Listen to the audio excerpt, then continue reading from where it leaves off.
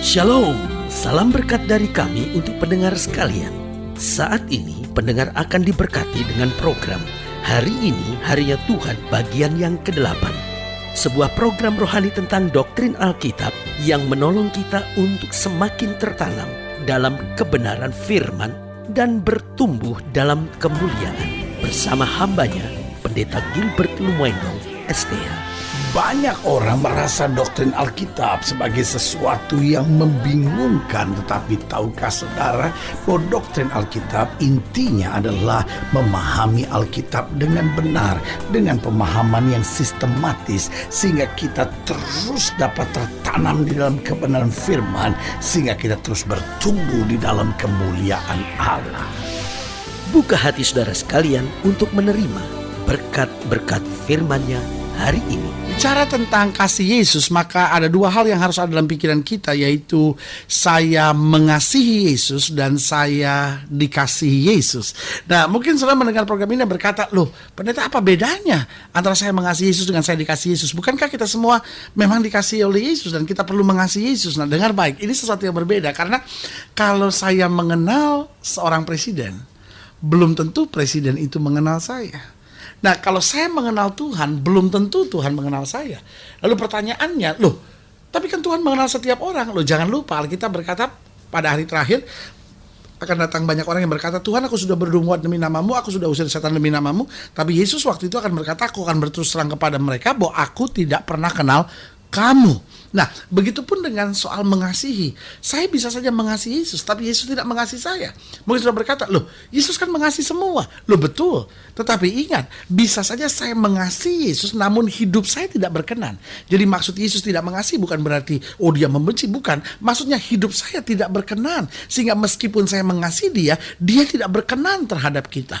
Nah, yang paling indah, yang paling tepat adalah saya mengasihi Yesus dan Yesus mengasihi saya. Haleluya. Selamat datang dalam program kita hari ini, Harinya Tuhan.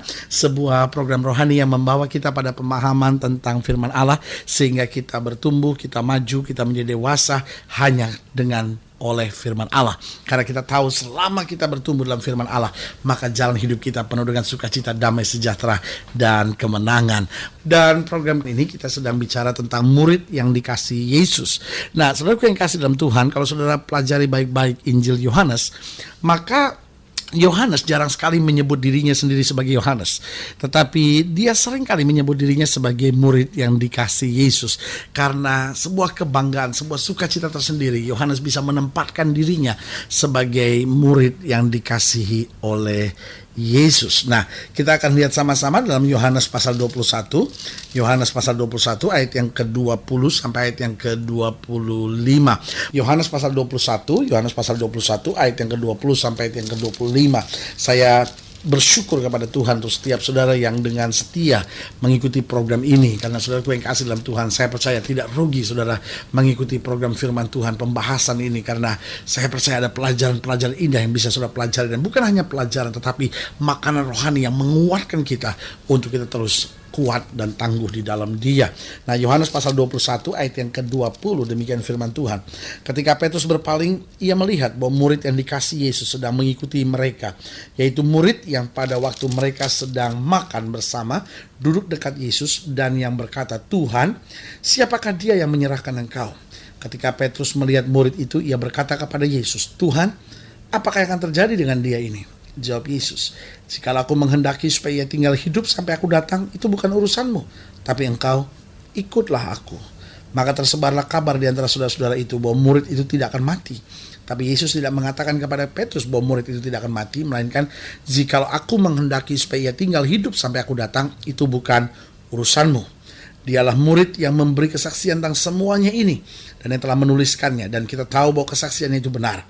Masih banyak lagi hal-hal lain yang diperbuat oleh Yesus, tapi jikalau semuanya itu harus dituliskan satu persatu, maka agaknya dunia ini tidak dapat memuat semua kitab yang harus ditulis itu. Nah, saudaraku yang kasih dalam Tuhan, pertanyaan kita, apakah Yesus memang membeda-bedakan murid sehingga Yohanes lebih dikasih dari yang lain? Jawabannya tidak. Itu sebabnya ketika Petrus mulai bertanya tentang apa yang terjadi dengan dia, apakah dia ada bedanya dengan kita-kita? Ayat 22 jawab Yesus, "Jikalau aku menghendaki supaya ia tinggal hidup sampai aku datang, itu bukan urusanmu, tapi engkau ikutlah aku." Dengan lain kata, Yesus mau bilang tidak ada fasilitas yang khusus yang diberikan. Hanya setiap orang harus mengikut aku dengan sungguh-sungguh, dan aku akan menyatakan kasihku yang sempurna kepadanya.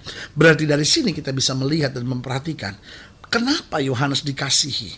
Nah, yang pertama coba saudara lihat pada ayatnya yang ke-20, dikatakan di ayat yang ke-20, ketika Petrus berpaling, ia melihat bahwa murid yang dikasihi Yesus sedang mengikuti mereka, yaitu murid yang pada waktu mereka sedang makan bersama duduk dekat Yesus. Berarti yang pertama kita lihat bahwa siapa sih yang akan dikasihi Yesus? Apakah hanya Yohanes? Apakah Petrus tidak? Apakah saya dan saudara tidak bisa menjadi murid yang dikasihi Yesus? Jawaban saya sangat bisa.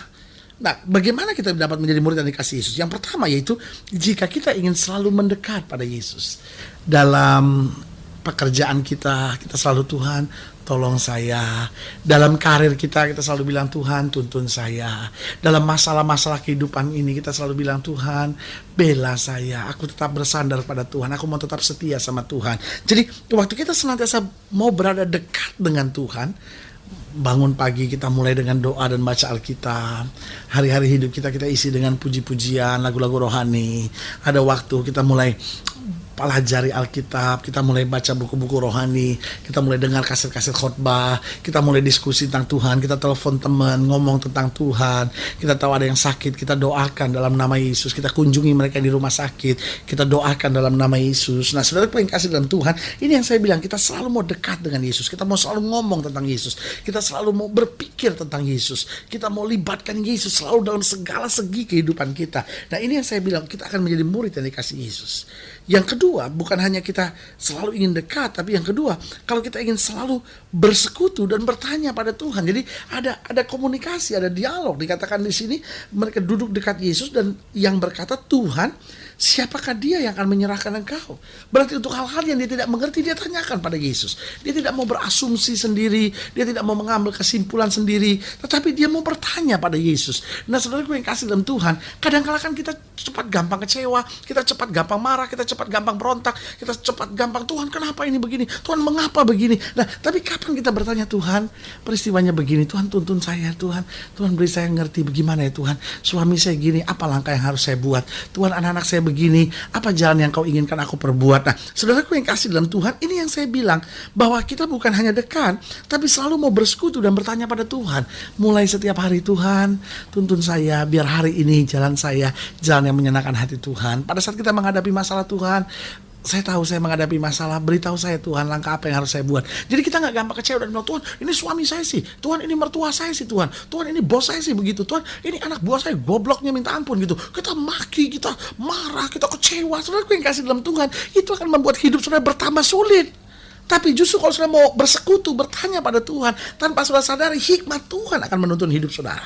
Dan yang ketiga, bagaimana menjadi murid yang dikasih Tuhan? Yang pertama tadi, selalu ingin dekat. Yang kedua, selalu ingin bersekutu dan bertanya pada Tuhan. Dan yang ketiga, coba lihat ayat yang keempat. Dialah murid yang memberi kesaksian tentang semuanya ini, dan yang telah menuliskannya, dan kita tahu bahwa kesaksiannya itu benar. Jadi yang ketiga, seorang yang selalu mau memberi kesaksian. Jadi artinya begini, dimanapun dia ada, dia ingin bercerita. Dimanapun dia ada, dia ingin menyatakan cinta Tuhan. Dimanapun Tuhan tempatkan dia ingin membawa pengenalan yang benar tentang Kristus kepada banyak orang. Saudaraku yang kasih dalam Tuhan, kadang-kadang kan kita terlalu egois kan. Kita cuma ingin diberkati. Tapi kalaupun kita diberkati, kita tidak pernah mau jadi saksi. Kita tidak mau jadi berkat. Kita doa, "Tuhan, saya sakit, sembuhkan saya." Tapi kalaupun disembuhkan Tuhan, kita pun tetap tidak pernah bersaksi bahwa saya telah disembuhkan Tuhan. Lihat saudaraku yang kasih dalam Tuhan, kita ingat betul cerita tentang 10 orang kusta. Yesus bilang, "Pergi perlihatkan dirimu kepada imam." Dan apa yang terjadi? Ketika semua disembuhkan, 10 orang berjalan, 10-10-nya disembuhkan, hanya satu yang kembali. Kenapa hanya satu yang kembali? Hanya satu yang mau berterima kasih. Hanya satu yang siap mau menjadi alat Tuhan. Hanya satu yang siap berkata, "Tuhan, aku mau jadi saksi Tuhan, karena Tuhan telah menyembuhkan aku." Tetapi yang lain sibuk dengan urusannya sendiri. Saudaraku yang kasih dalam Tuhan, jangan sampai kita dijumpai seperti orang yang egois seperti itu. Kita bilang, "Saya mengasihi Yesus, tapi saya tidak mau menjadi saksi. Saya tidak mau jadi berkat masyarakat. Justru kesaksian kita adalah kesaksian yang pudar.